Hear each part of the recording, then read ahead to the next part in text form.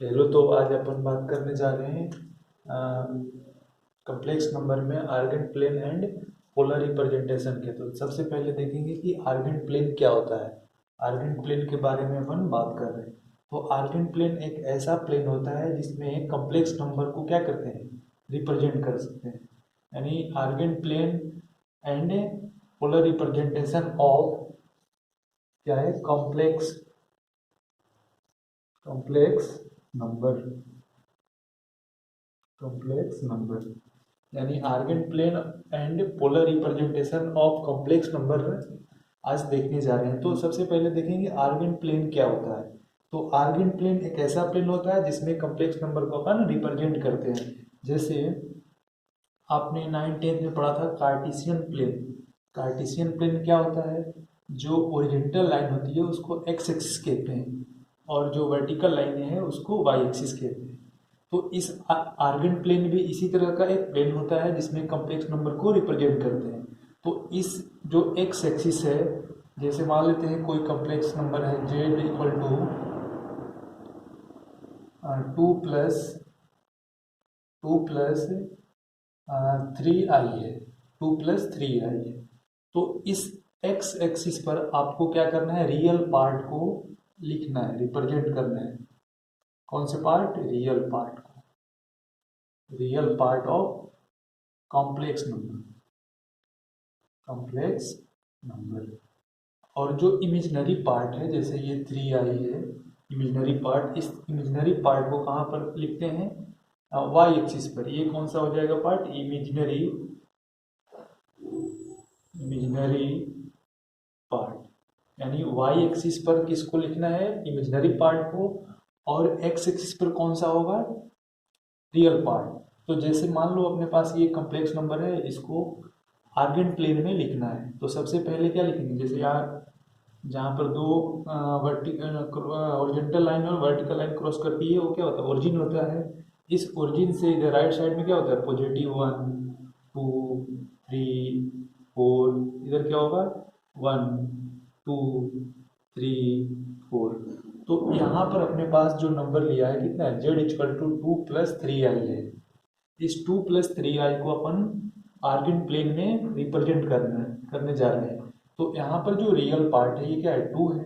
तो x axis पर किसको लेते हैं, रियल पार्ट को लेते हैं। तो यहाँ पर अपना 2 है। और जो 3i है, 3i का मतलब यहाँ पर क्या है, प्लस है। तो ऊपर i मतलब वाई एक्सिस पॉजिटिव होगा। तो यहाँ पर जो 3 है, 3 लेंगे, जैसे 1 2 3। तो 3 और 2 के बीच में ये देखो, इधर 2 और इधर से ये 3, यानी एक पॉइंट होगा आपका। इस पॉइंट को अपन क्या ले सकते हैं, z = 2 + 3i। इस तरह से किसी कॉम्प्लेक्स नंबर को कार्टेशियन सॉरी आर्गेन प्लेन में रिप्रेजेंट करते हैं, आज हमने देखा। नेक्स्ट है ऐसे ही z = 2 - 3i, इसको कैसे लिखेंगे। तो यहाँ पर जैसे 2 है, 2 को कहाँ पर लेना है, एक्स एक्सिस पे, यानी रियल जो पार्ट है उसको एक्स एक्सिस पे अपन रिप्रेजेंट करना है। तो यहाँ पर 2 है, इसके बाद क्या है, -3i। तो -3i इधर निगेटिव टर्म होगा, -1 -2 -3 -4। तो यहाँ पर -3 कहाँ पर है, इस पॉइंट पर है, और 2 यानी इस डायरेक्शन में यहाँ पर कोई पॉइंट होगा जो किसको रिप्रेजेंट करेगा, z = 2 - 3i, 2 - 3i को।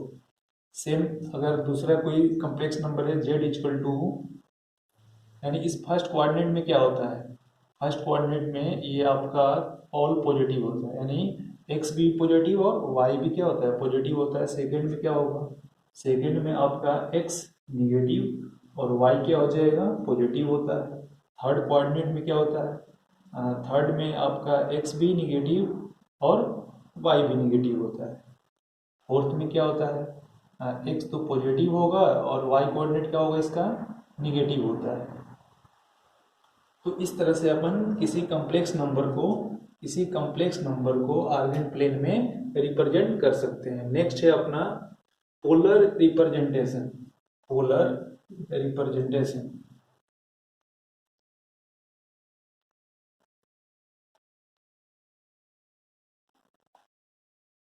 किसी कम्प्लेक्स नंबर, जैसे अपने पास z इक्वल टू है x प्लस आई वाई है, ये रहा आपका कम्प्लेक्स नंबर। इस कम्प्लेक्स नंबर को किस में लिखना है? पोलर फॉर्म में लिखना है इसको। किस फॉर्म में? पोलर फॉर्म में। तो पोलर फॉर्म का क्या होता है? z equal to r cos theta plus कितना? R cos theta plus sine theta होता है। अब ये आर क्या होता है और थीटा क्या होता है? तो किसी पोलर, जैसे ये आर और थीटा को क्या कहते हैं? पोलर वर्टेक्स या पोलर कोऑर्डिनेट। पोलर कोऑर्डिनेट, तो इस पोलर कोऑर्डिनेट यानी आर, आर क्या है? आर जैसे मान लेते हैं ये अपना टारगेट प्लेन है, यहाँ पर कोई पॉइंट है जैसे x प्लस, जैसे यहाँ पर क्या लिया है, एक पॉइंट आपका क्या हो जाएगा? x comma y. ये ओरिजिन से जो डिस्टेंस होगा, ये ओरिजिन से जो डिस्टेंस होगा इसको क्या बोलेंगे? आर। आर इक्वल टू होता है mod of z, mod of z. और थीटा, थीटा क्या होता है? आर और एक्स एक्सिस के, पॉजिटिव एक्स एक्सिस के बीच का डिस्टेंस, पॉजिटिव एक्स एक्सिस का एक्स एक्सिस से डिस्टेंस। तो आर आपका क्या है? आर है मोड ऑफ जेड। अब मोड ऑफ जेड कैसे निकलता है? इसके लिए फॉर्मूला होता है x square plus y square. अब ये जो थीटा है, इस थीटा को क्या बोलते हैं? आर्गुमेंट बोलते हैं। आर्गुमेंट। ये थीटा कैसे फाइंड आउट होगा? थीटा फाइंड आउट करने के लिए theta equal to tan inverse mod of, tan inverse mod of y upon में एक्स। ये थीटा फाइंड आउट करने का फॉर्मूला लिखा। अब ये जो थीटा है, सॉरी ये अल्फा, ये क्या होता है? अल्फा। अल्फा इक्वल टू होगा tan inverse mod of y upon x. तो सबसे थीटा फाइंड आउट करने से पहले आपको अल्फा फाइंड आउट करना पड़ता है, और वो अल्फा आपको बताएगा कि थीटा क्या हो रहा है। तो जैसे मान लेते हैं कि ये जो अल्फा है, थीटा है, थीटा का जो रेंज है, थीटा का जो रेंज है ये कहाँ से कहाँ तक होगा? 0 से लेकर 360 के बीच में होता है। 0 से लेकर 360 के बीच में होता है। तो यहाँ पर अल्फा है, अल्फा का फॉर्मूला क्या है? Tan inverse mod of y upon x. तो ये जो थीटा आपका है, थीटा कैसे निकलेगा? थीटा का जो रेंज होगा कहाँ से? 0 से लेकर 360 यानी 2 पाई के बीच में ही रहेगा। यानी एक तरह से मान लो ये ऐसी बाउंड्री है जो 0 और 360 के बीच में लाई करेगा। तो आपने जो देखा है कि फर्स्ट ये जैसे कोऑर्डिनेट था, first coordinate, second coordinate, third coordinate. तो इस फर्स्ट कोऑर्डिनेट में अगर कोई लाई करता है पॉइंट, तो अल्फा थीटा इक्वल टू होगा अल्फा। थीटा की वैल्यू क्या होगी? अल्फा की वैल्यू के इक्वल होगी। अगर ये जो पॉइंट है आपका, वो पॉइंट किस में लाई कर रहा हो? सेकेंड कोऑर्डिनेट में। तो सेकेंड कोऑर्डिनेट में जब लाई करेगा तो आपका जो थीटा है, ये थीटा हो जाता है pi minus alpha, pi minus alpha. अब यही आपका अगर थर्ड कोऑर्डिनेट में आता है तो थीटा इक्वल टू हो जाएगा minus pi minus alpha, pi minus alpha. और जब ये फोर्थ कोऑर्डिनेट में होगा तो ये जो आपका थीटा है ये किसके इक्वल हो जाएगा? माइनस अल्फा के इक्वल हो जाता है। तो ये बात ध्यान में रखकर जो आर्गुमेंट निकालना होगा वो आर्गुमेंट फाइंड आउट करेंगे। थीटा क्या होता है? आर्गुमेंट होता है। आर क्या होता है? मॉडुलस यानी डिस्टेंस होता है किसी पॉइंट और ओरिजिन के बीच का जो डिस्टेंस होगा, इस डिस्टेंस को किसे लिखते हैं? आर से। R equal to mod of z. अब आर की फॉर्मूला क्या होता है? Under root x square plus y square होता है। तो देखते हैं नेक्स्ट कोई एक एग्जाम्पल लेते हैं इसका।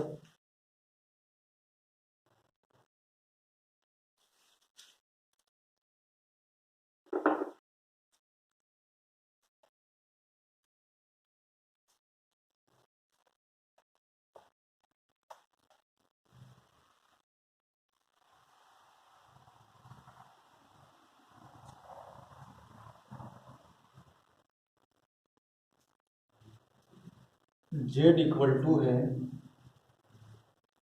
1 प्लस आई अंडर रूट 3 है। एक कॉम्प्लेक्स नंबर है, इस कॉम्प्लेक्स नंबर को पोलर फॉर्म में रिप्रेजेंट करना है। रिप्रेजेंट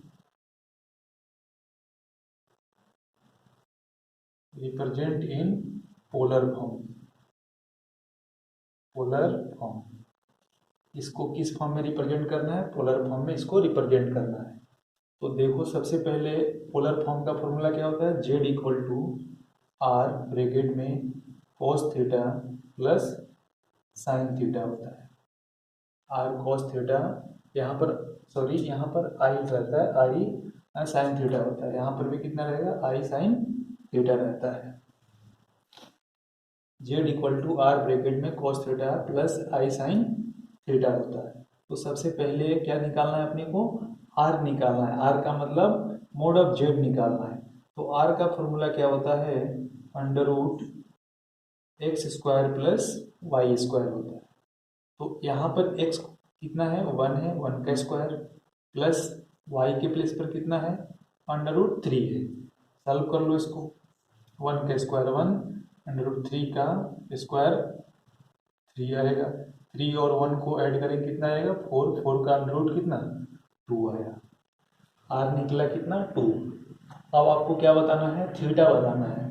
तो थीटा फाइंड आउट करने से पहले आपको क्या फाइंड आउट करना पड़ेगा? अल्फा। तो अल्फा के लिए फॉर्मूला क्या आपको बताया था? Tan inverse mod of y upon में एक्स। तो alpha equal to tan inverse y कितना है?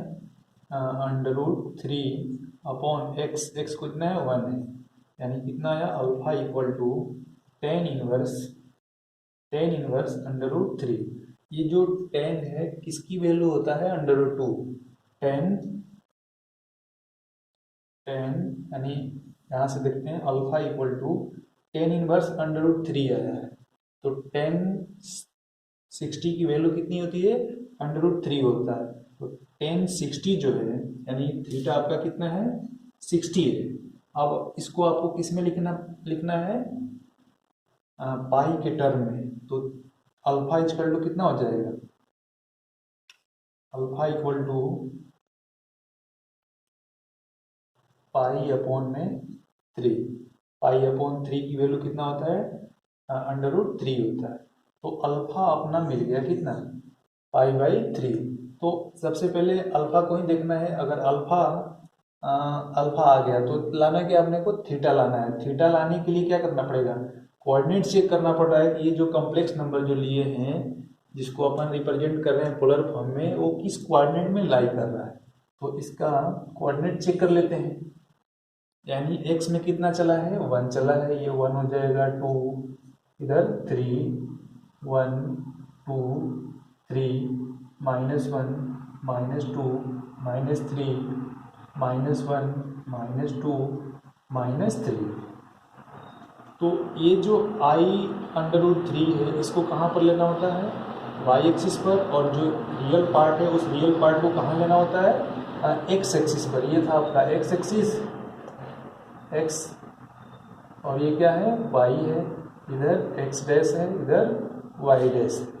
तो एक्स पर किसको लेना है? Real part. तो रियल पार्ट कितना है? 1 है। तो ये रहा 1। और जो इमेजिनरी पार्ट है, इस इमेजिनरी पार्ट को कहाँ लेते हैं? वाई एक्सिस पर। तो ये कितना है? अंडर रूट 3 है। तो अंडर रूट जो 3 है, अंडर रूट 3 मान लेते हैं। सपोज करो ये अंडर रूट 3 है यहाँ पर। तो ये जो इसका कोऑर्डिनेट होगा, ये कोऑर्डिनेट आपको क्या बताएगा? एक तो 1, दूसरा कितना? Under root 3। ये जो पॉइंट है, इसको जैसे आप ज्वाइन करोगे तो ये क्या होगा? इसका आर होगा। R equal to mod of z होता है। ये इसके बीच का एंगल थीटा होगा। तो ये जो आपका कोऑर्डिनेट है, ये कोऑर्डिनेट कौन से कोऑर्डिनेट में लाई कर रहा है? फर्स्ट कोऑर्डिनेट में लाई कर रहा है। तो जब फर्स्ट कोऑर्डिनेट में रहेगा तो थीटा इक्वल टू क्या होता है? अल्फा होता है फर्स्ट कोऑर्डिनेट में। तो आपका जो थीटा है, ये थीटा कितना हो जाएगा? Pi upon 3। Pi upon 3। Next theta मिल गया, आर मिल गया। अब इसमें आपको रिप्रेजेंट करना है, तो जेड इक्वल टू कितना फॉर्मूला है, आर। आर की वैल्यू कितना आया है, आर की वैल्यू 2 आया है। इसके बाद कॉस थीटा, कॉस लिखा, थीटा कितना है, पाई बाई 3 है, पाई बाई 3 प्लस कितना है इसके बाद आई साइन थीटा, तो आई लिखा, इसके बाद sign pi by 3, sign pi by 3। ये रहा आपका polar representation of complex number.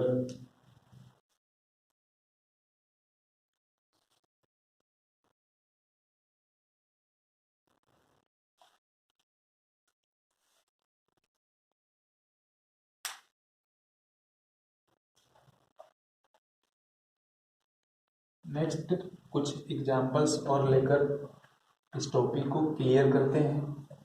जो थोड़ा सा भी डाउट हो, उस डाउट को अपन क्लियर कर लेते हैं।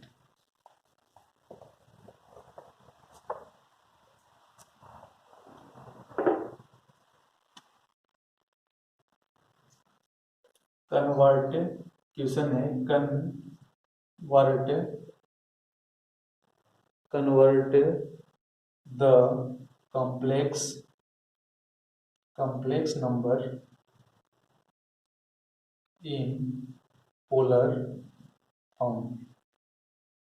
जो कॉम्प्लेक्स नंबर है, इस कॉम्प्लेक्स नंबर को किस फॉर्म में लिखना है, पोलर फॉर्म में लिखना है। फर्स्ट क्वेश्चन है 1 माइनस आई, सेकेंड क्वेश्चन है इसका आई है, थर्ड क्वेश्चन है इसका √3 प्लस आई, √3 प्लस आई। इन तीन क्वेश्चन को देखते हैं, इससे शायद आपका कंसेप्ट और क्लियर हो जाए। तो फर्स्ट अपना है जेड इक्वल टू कितना, 1 माइनस आई है, 1 माइनस आई है। आपको करना क्या है, पोलर फॉर्म में लिखना है इस कॉम्प्लेक्स नंबर को। तो पोलर फॉर्म इसका क्या होता है, z equal to r bracket में cos theta plus i sine theta होता है, आई साइन थीटा होता है। तो सबसे पहले आपको क्या निकालना पड़ेगा, आर निकालना पड़ेगा। तो आर का फॉर्मूला क्या होता है, x square plus y square. R equal to x कितना है, 1 है, 1 का स्क्वायर हो जाएगा, प्लस वाई कितना है, -1 है, तो -1 का स्क्वायर। आर इक्वल टू √1 का स्क्वायर 1 प्लस 1 का स्क्वायर 1 इक्वल टू कितना आएगा, √2 आएगा। आर निकला। इसके बाद आपको क्या निकालना होता है, अल्फा। अल्फा के लिए फॉर्मूला क्या होता है, tan inverse mod of y upon में x होता है।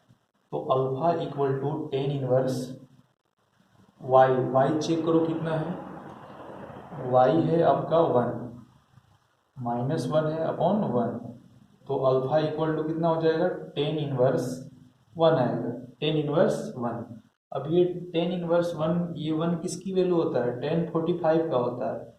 tan 45 की वैल्यू कितना होता है, अल्फा इक्वल टू tan 45 की वैल्यू 1 होता है।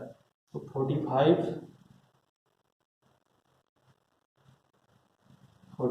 है, तो इसको आप क्या ले सकते हो, पाई बाई 4, यानी अल्फा की वैल्यू आया कितना, पाई बाई 4। लेकिन अपने को अभी क्या निकालना है, थीटा निकालना है। तो थीटा निकालने के लिए सबसे पहले क्या करना पड़ेगा, चेक करना पड़ेगा कि ये जो अपना कॉम्प्लेक्स नंबर है किस कोऑर्डिनेट में लाई कर रहा है। तो फर्स्ट देख लो, इधर कितना हो जाएगा, 1 2 3, 1 2 3 4, -1 -2 -3, 1 -1 -2 -3 -4। तो अपने पास क्या है, 1 माइनस आई है, 1 माइनस आई, यानी रियल पार्ट किस पे लेना होता है, एक्स एक्सिस पे लेना होता है, और जो इमेजिनरी पार्ट है उसको वाई एक्सिस पर रिप्रेजेंट करते हैं। तो रियल पार्ट कितना है, 1 है, तो यहाँ पर 1 हुआ।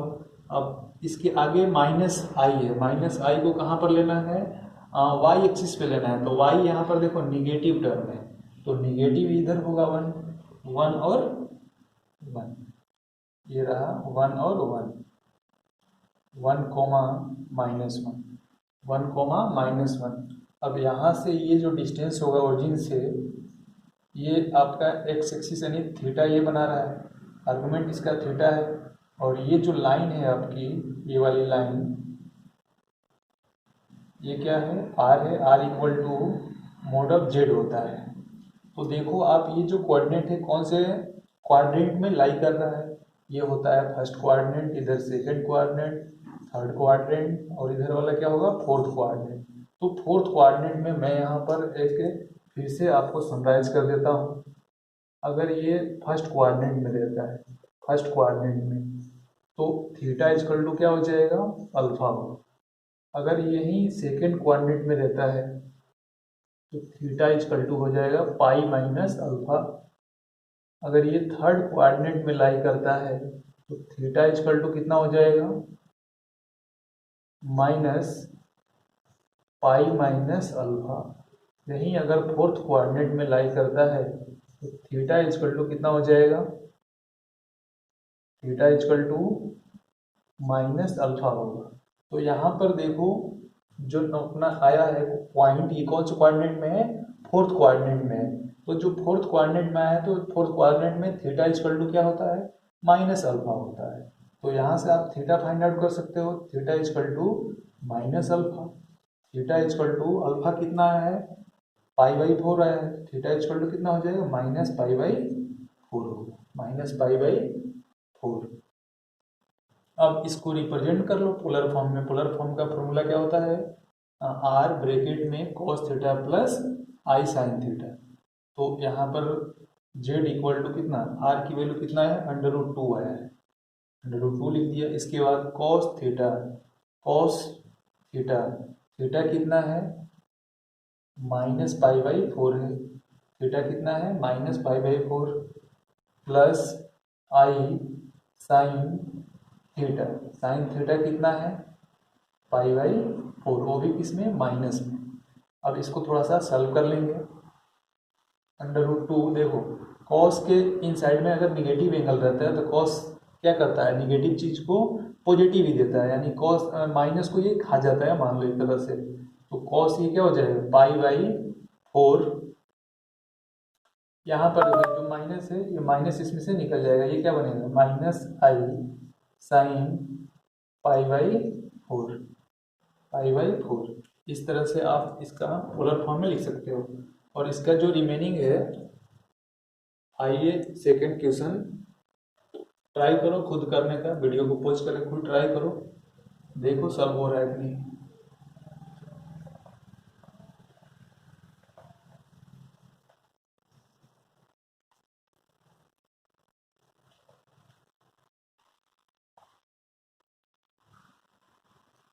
सेकंड है क्वेश्चन आपका, z equal to i, z equal to i. तो इसमें सबसे पहले आपको किस फॉर्म में लिखना है, पोलर फॉर्म में लिखना है। तो पोलर इक्वल टू कितना हो जाएगा, z equal to r cos theta plus i sine theta होता है। तो आपको इसको पोलर फॉर्म में लिखने के लिए आपको एक तो थीटा चाहिए, एक आर चाहिए। तो आर देखते हैं कितना होता है, r equal to √x² plus y²। तो यहाँ पर x का कोई वैल्यू है नहीं तो जीरो हो जाएगा, जीरो का स्क्वायर, y कितना है, 1 है, तो 1 का स्क्वायर इक्वल टू कितना आएगा, 1 आएगा। अब आपको क्या निकालना है, अल्फा निकालना है। तो अल्फा इक्वल टू कितना होता है, tan inverse mod of y/x। Alpha equal to tan inverse mod of y कितना है, y कितना है, 1 है। x कितना है, x कुछ है नहीं, 0 है, यानी alpha equal to tan inverse 0 आ गया। तो tan इनवर्स 0 किस पे होता है, 90 पे होता है। अल्फा इक्वल टू कितना हो जाएगा,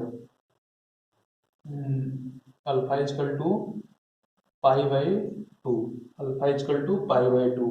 अब सबसे पहले इसको चेक करना है कोऑर्डिनेट, किस कोऑर्डिनेट में ये लाई कर रहा है। तो देखो इसमें ये इसको रिप्रेजेंट करना है आई को, यहाँ पर 1, इधर 2 इधर कितना होगा, 1 होगा, इधर 2 होगा। तो यहाँ पर देखो कोई रियल पार्ट है नहीं, ये कहाँ पर लाई कर रहा है, केवल वाई एक्सिस पर। कितना 1 पे, ये आपका रहा वाई एक्सिस पे। तो यहाँ से आप ये जो लाई लाई करोगे तो ये कौन सी कोऑर्डिनेट में कर रहा है लाई,